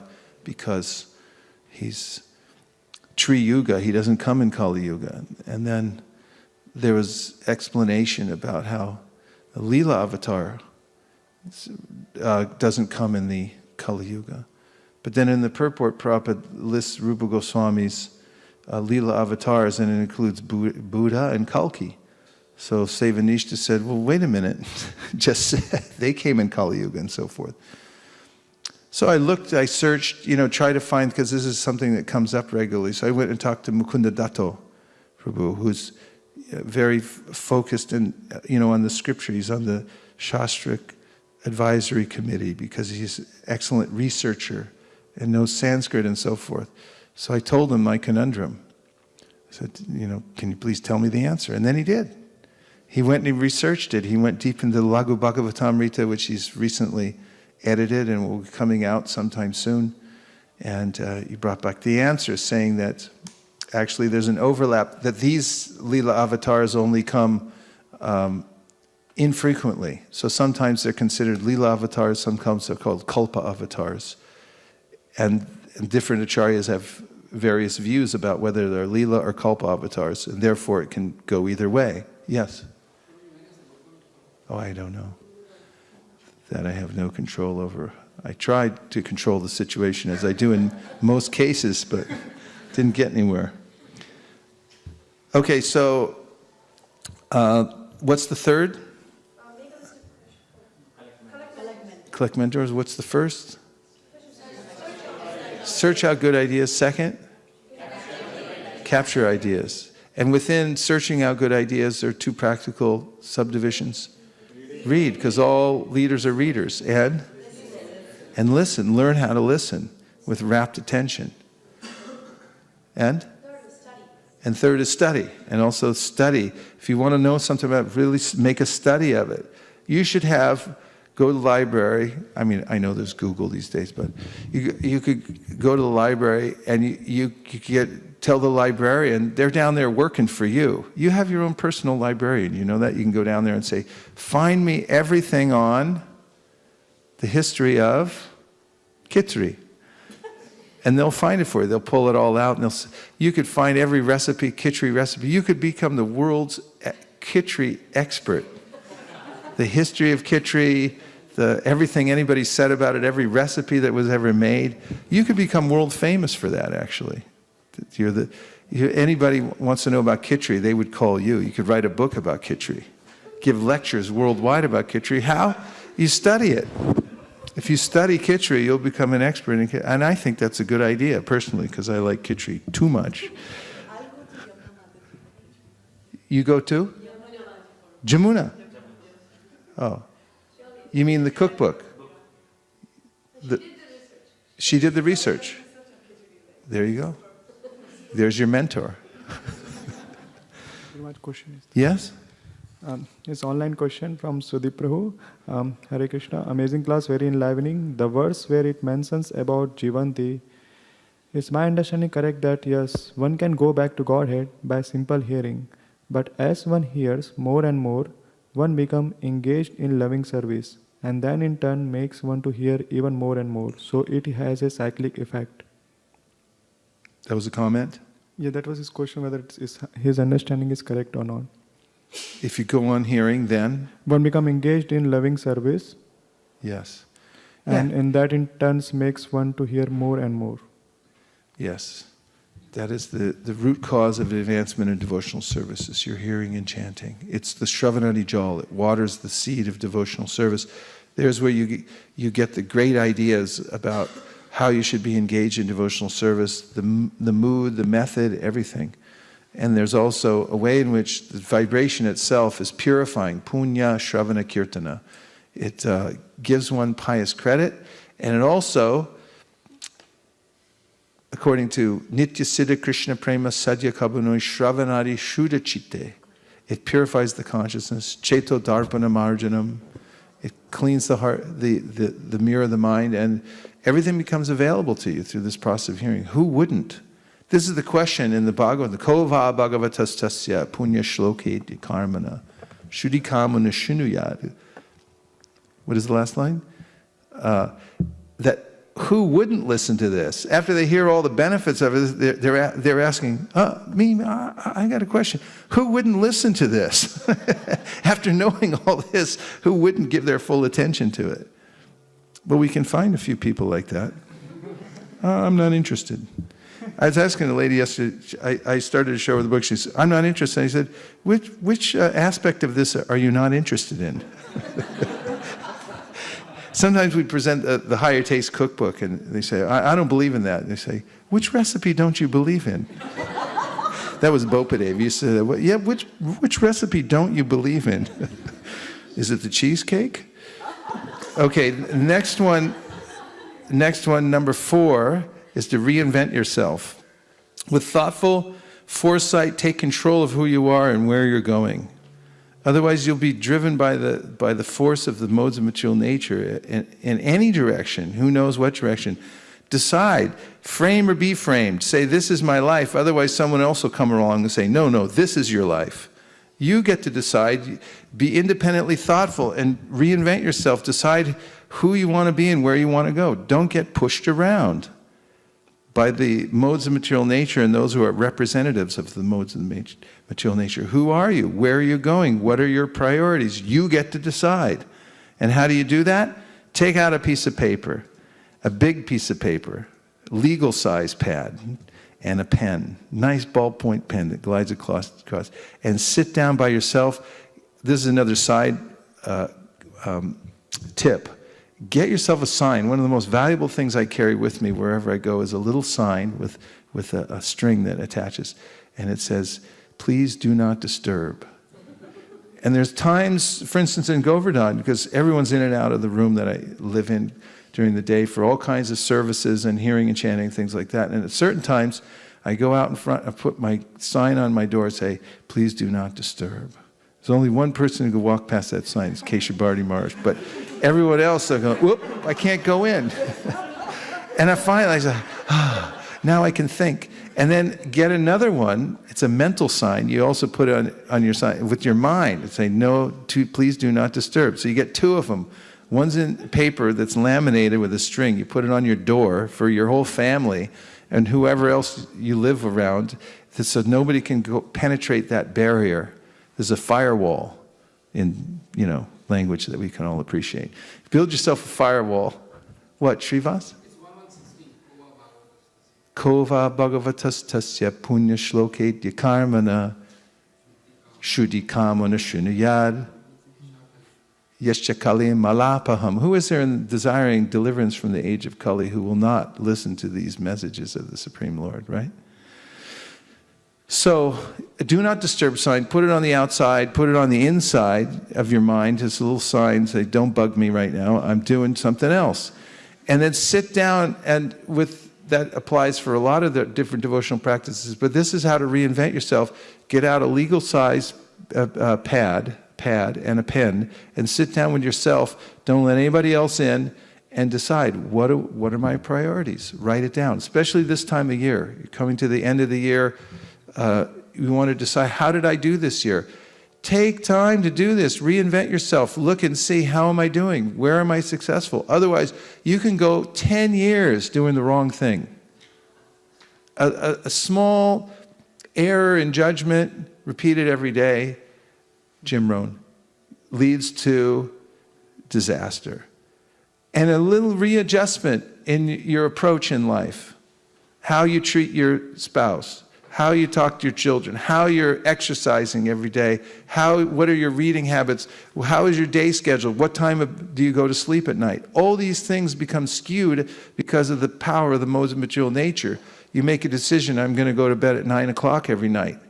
3 months later, you're going to bed at 1 minute after 11. What happened there? Same thing happens to everybody. You get trounced by the material modes of nature. So you have to take time to reinvent yourself, sit down with your legal pad of paper and write down, what are my priorities, and look at them and make a pact with yourself and say, this is who I'm going to be. This is the direction I'm going to go. And start over. You have to start over at intervals because you will be diverted on your path. There's no question about it. You'll be forced, pushed, situations will change, everything will change, and you have to redecide which direction you're going. And number 5 is of down-to-earth principles for personal growth, exercise. You have to take care of the robot that's been given to you. It's not okay just to run it into the ground. And you have to have some kind of practical exercise program. Actually, in the verse, Yukta hara viharasya, yukta cheshtasya karmasu, yukta swapnavabodasya, yogo bhavati dukkha. Krishna says you can conquer all miseries by being regulated. And there's a section of that verse that says in your recreation. Of course, Prabhupada goes on about how don't waste any time, only be Krishna conscious, so forth. And but if you look at his life, you'll see that he took time while he was constantly thinking of Krishna to take care of the robot. It has to be maintained properly, and one of the most important things you can do is exercise. From exercise controls weight. One thing you can do is always take the stairs wherever you go. Studies have shown that if in your daily life, if you just decide to take the stairs everywhere you go. When I travel in Japan, I get a lot of stairs in because all the train stations have these long, and you go up, down, up, down, up, down, and it's like going to the gym for an hour. So many stairs. Take the stairs instead of the escalator or the elevator. You know, be proactive in taking care of yourself. That's just a side point. But exercise controls your weight. It also helps you overcome all kinds of conditions and diseases that will naturally come as you're sedentary. And most people are sedentary in this day and age. They sit for hours. I saw a sign recently, which it can be backed up through medical science, which says, sitting is the new smoking. Sitting long hours a day without moving is actually more harmful or as harmful to your health as smoking cigarettes all day long. All the systems in your body become degraded by long time sitting. So you have to get up and move. And notice, Prabhupada went on a morning walk every day. Doesn't matter where he was, where he landed, what time he got in, he'd get up, he'd go on his morning walk because he was maintaining the body that Krishna gave him. And he did it on the advice of a doctor who said, you got to walk. Because Prabhupada had several heart attacks. He says, for cardiovascular health. And interestingly enough, in the verse, Yukta hara viharasya, there's commentary by Vishwanath Chakravarti Thakur. And he says, walking is the Vaishnav exercise.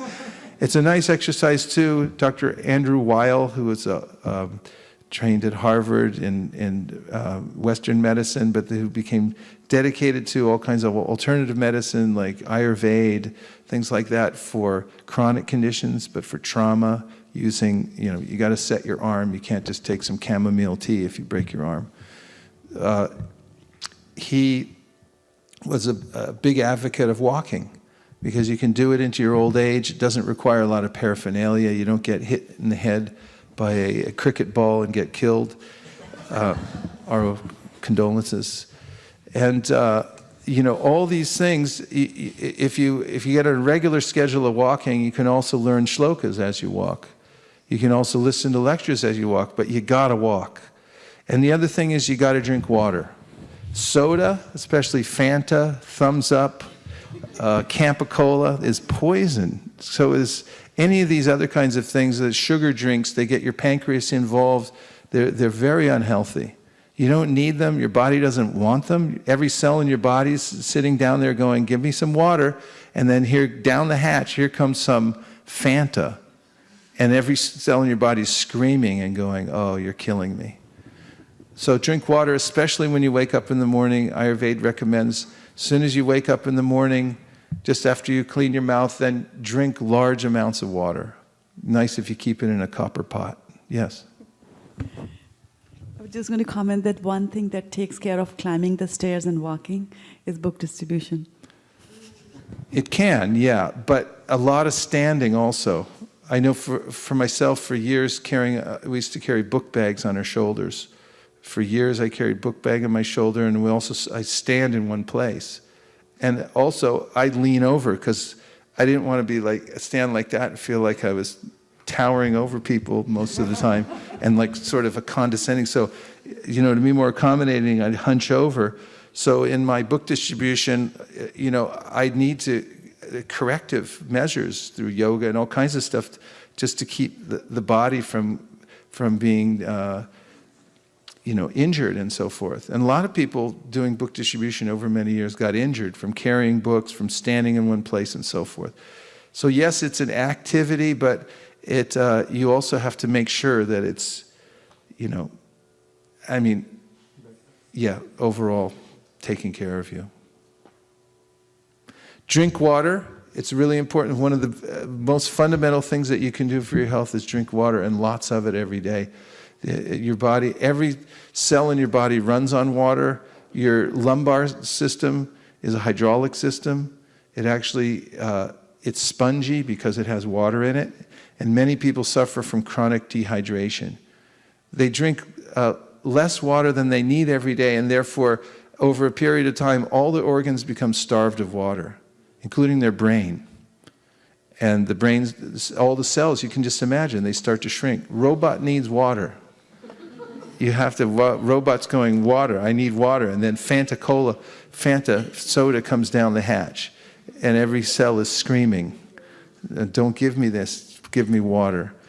So you have to walk, you have to drink water, and these things are an aspect of success overall, down to earth, practical aspect, major part of the strategy for staying in the game throughout your life and not getting some debilitating disease that will distract your attention more than anything. Some people think, well, I have to invest all my time in my spiritual life and therefore I don't have time to exercise. It's a material thing. But actually, that's penny-wise, pound-foolish, because later on, when your body grows ill and you can't move around, then you'll spend an inordinate amount of time trying to take care of yourself, and a lot of your money and resources will go into just maintaining your health. Better to start when you're young and have a health regimen, which is very mature, and it follows in the footsteps of Srila Prabhupada, who was religious about the way in which he walked. He also got massage twice a day, which he called yoga for old people. But if you can do other kinds of exercise and at the same time listen to lectures, memorize shlokas and things like that, but do it regularly and scientifically. So just to review, finally, the first of the down-to-earth principles for personal growth is to search out great ideas, and that includes reading, listening, and studying. Second is capture ideas. Don't let them just float on by. Have a means to capture them. I have a little notebook and my mechanical pencil right here, ready to go. This book costs 500 yen in the Tokyo airport, Narita. But there are more ideas. It's $5. But there are ideas in here worth more than $5, I guarantee you. Try to find ways to capture the things that come by. Don't be lazy. Get them while you can. Number 3 is collect mentors. There are experts out there in all kinds of things in the spiritual life. Identify them, make a list of them, make relationship with them, serve them, give them your full attention and ask questions, and write down your questions that you need to give to your mentors.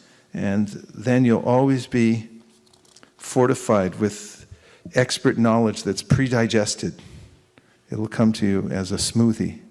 And number 4, reinvent yourself. Don't let the modes of nature just take you drifting one way or the other.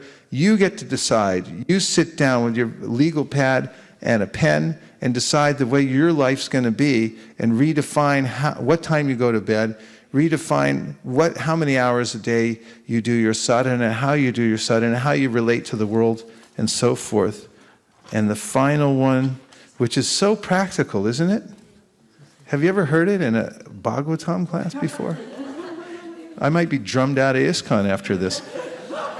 No Fanta, soda.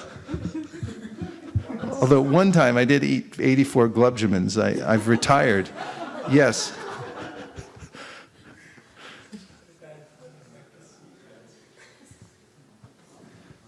The microphone has disappeared. There's 2 over here. They're hoarding. Don't hoard. That's another one. Thank you, Prabhu. Beautiful. I was wondering if you can get a soft copy of the document. Yeah, sure. Thank you. I'll just tighten it up just a little bit. I'll tighten it up a little bit and I'll give it to you in a concise form. Thank Yes? you. Thank you. Maharaj, two realizations that I was very grateful I came to this class for. Thank you so much. One was, for a long time, I used to wonder about Srila Prabhupada and how, he was a grihastha all his life, and then he came to Krishna consciousness, and it was a gradual process. I was just always wonder about the grihastha concept, and if grihasthas could actually be true devotees, the same thing that you covered today. It was such a nice explanation. Encouraging, right? Yes. Yeah. Also to understand Srila Prabhupada and how he lived and why, though he looked like an ordinary person, his life was in no way ordinary. Everything was so beautiful. The second thing was, when we listen to people, even in parampara, I never understood why we needed purports. I mean, if one person had given a purport, you just transfer it down, right? That was the whole idea. But the purports were changing as they came. And as you explained that the devotee, Srila Sukadeva Goswami, explains that he would transfer the Bhagavatam along with his realizations. And that was very nice. I could understand why there were purports with every acharya, and it changed a bit because they added their realizations. And it was okay to add realizations. That if you were a right teacher of the Bhagavatam, then you could pass it down with your realizations. And so too, as you present to others after having read these and realized them yourself, will also in real time, as you're presenting to your friends, relatives, people on the street, everywhere you go, as you're teaching Krishna consciousness, as you've been asked to do by Chaitanya Mahaprabhu, become a guru and teach everybody else, you'll also have to bring your realization. And Prabhupada gives a very beautiful definition of realization in one of his purports, and that you shouldn't try to change or surpass the previous acharyas, but at the same time, you must speak in such a way that people can, that you can accommodate people's sensibilities and their particular culture and so forth. Prabhupada was expert at that amazingly because he came from such a different culture, but he was astute. In fact, there's a way in which Sally Agarwal mentions that she was observing Prabhupada when he first came to America, and he was watching everything and how this whole culture works. And his main idea was so that he could put it back in a way that they could understand it. That's realization. And there may be ways in which we're taking from Prabhupada's books and now delivering to people so that they can actually accept it. I have a question on the reading that you covered, especially when you said go get a library card. I'm a voracious reader. I read just about everything and anything. I'm selective, but still I read a lot. When I came to Krishna consciousness, I was taught that, selective reading is very important. So rather than go to the library, you keep a library at home. You stick to the Bhagavatam, you stick to the Chaitanya Charitamrita. You stay within the folds of ISKCON. And, that's reading for a lifetime. Srila Prabhupada in his books. I'm trying to understand, did I make a mistake? Should I go back to Dale Carnegie a bit? Or I need a little more light on that, Maharaj. Well, first you have to know what your priorities are and what you're working on. I mean, within the parameters of presenting Krishna consciousness, there may be something you have to look at in order to, expand it, present it fully. Really, we focus our attention on Krishna through the Bhagavatam, Bhagavad Gita, and so forth. And if you need something for your service or to become, something supplementary to understand a particular point so you can present it in a paper or a talk or something like that, you may look at something that can help you. Yeah. Prabhu, one question on the hearing part of it, particularly the Srimad Bhagavatam 10.14.3 verse, which said that whatever position you are in, you need to keep hearing, and that should be good enough. So there it seemed like it doesn't. We don't need to put much endeavor in changing our material position. Whatever position we are in, we can continue hearing. But then yet we hear in many of Srila Prabhupada's talks where he talks about, he doesn't talk too high about working in factories which produce nuts and bolts and tires, but he says live off the land. So this seems a bit of something which I'm not able to 18th chapter of the Gita, in the very beginning, Prabhupada talks about how even if someone works in a factory, if they dedicate their work to the Supreme Personality of God in their life, then there's no impediment whatsoever. It's a general statement about society that there are factories, that things are misaligned, because better, Krishna says in the Gita, we produce food grains. Then bhavanti bhutani, right? Produce food grains, that solves all the problems. Nowadays everyone's trying to get air conditioning, and that leads to a lot of problems. Everyone wants to live like a king.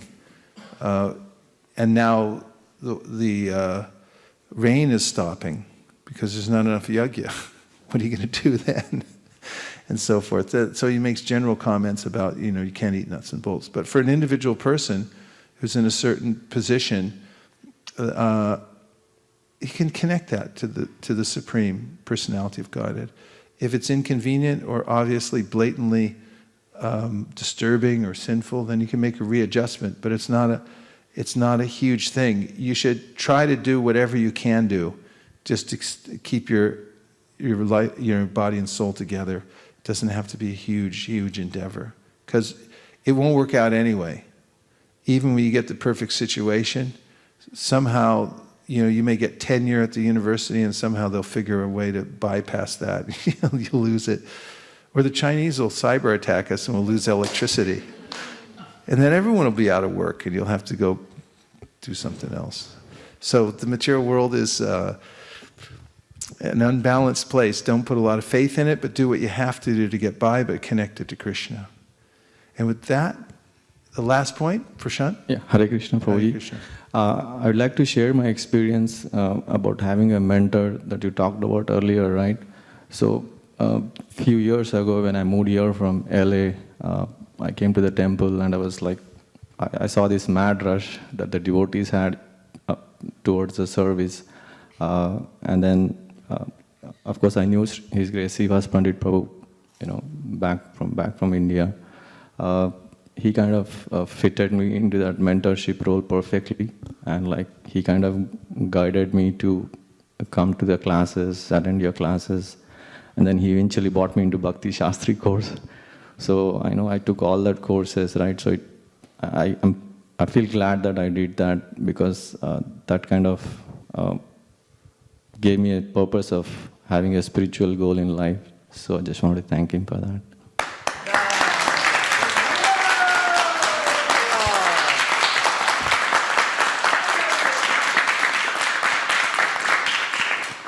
Srivas Pandit Prabhu, mentor to many. And that brings up another, corollary point, and that is that one should also become a mentor, avail oneself to others. If you see somebody who needs help, take care of them. That's what our society is really about. Someone comes in, see how they need to be helped and brought along in whatever way you can.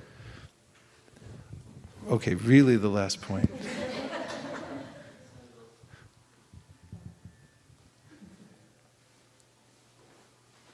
Yeah, Prabhu, in this topic, like you saying the reading, listening, and reinventing. So sometimes when you read, and before you mentioned when Prabhupada came to America, he observed the culture, and then he put such a way that they can observe it. So now the devotees here, sometimes they have some ideas for preaching, or have some ideas to present the kirtan in different way. So there is a barrier between authorized way or idealic way. So what should be the balance between that? And how, if Prabhupada can present, then he is Acharya. So who else can present in such a way, what he is thinking? Well, there are certain things that don't need to be changed and don't need to be monkeyed with. And there may be some things, and you have to be expert to know the difference between a principle and a detail. You have to be expert to know the difference between a principle and a detail. That requires some intelligence. That's what Prabhupada said when he was asked by Harisari. How do I know the difference between a principle and a detail? Because details can be adjusted, and Prabhupada said that requires some intelligence. So the answer then is intelligent people, someone who's intelligent, spiritually intelligent. And you have to look at 9 times, 100 times, what is the motivation for changing? Is there any real reason for doing, making a specific change in something?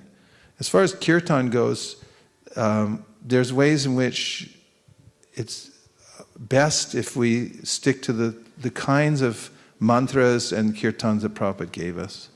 And then we won't, and he gave certain parameters that include so much that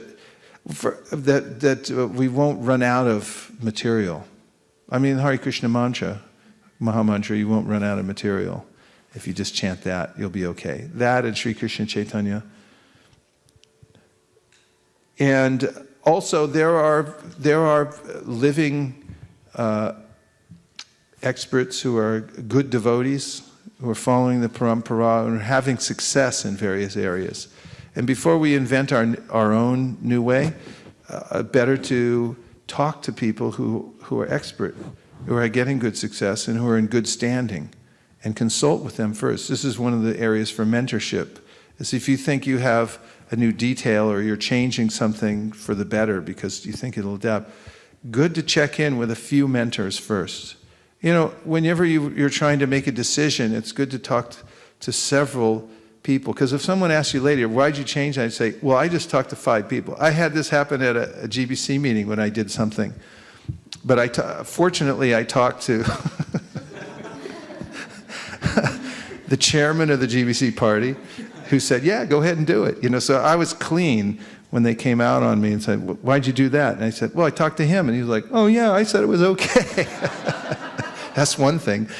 In spiritual circles, you want to make sure that you that you cover yourself by talking, and you want to be assured by triangulating and making sure that you're getting good advice from people who realize before you willy-nilly go off and start thinking, I'm the next acharya, I'm going to make a new decision.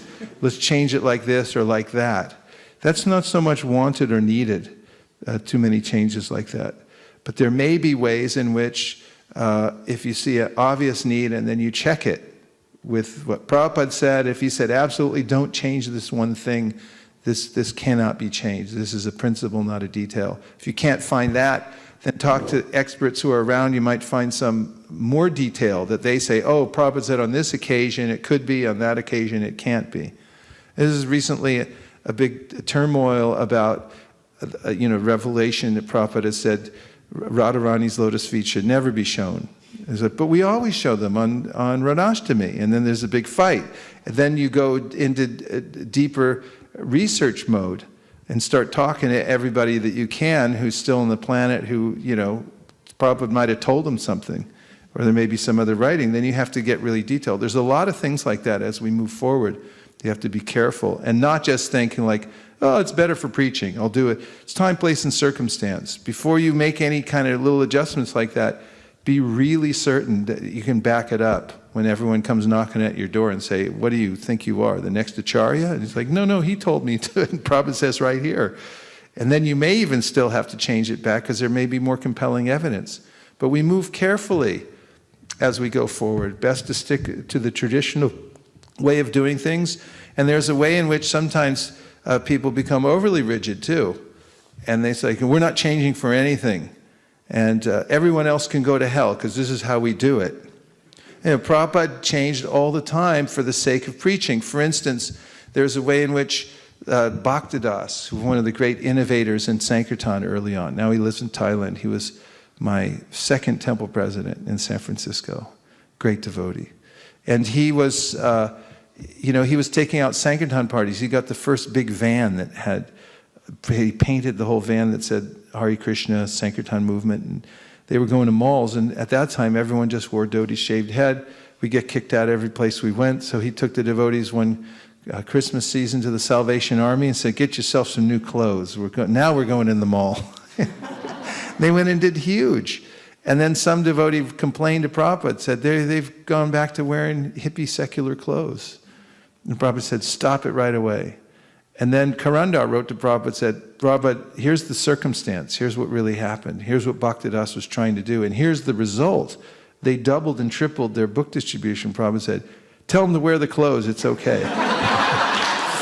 And then he also wrote a purport. 2 purports in the Bhagavatam, one in the Chaitanya Charitamrita. One's in the section of Maharaj Prataparuja, who was advised by Sarvabhauma Bhattacharya, take off your royal clothes, put on like just regular jeans and a t-shirt or whatever it is. And when you go to Mahaprabhu, so there's all this, external pomp and circumstance. So he doesn't see you're a king, although he's omniscient. But the point was, Prabhupada gives a purport there. It says, we can change according to the circumstances. But you have to be careful as you do it. Be careful, but and analyze what is the motive for doing it at the same time. Go premanande aribo! Vancha kalpatarubhascha kripasindabevacha patitanam pavanebhyo vaishnavebhyo namo namaha.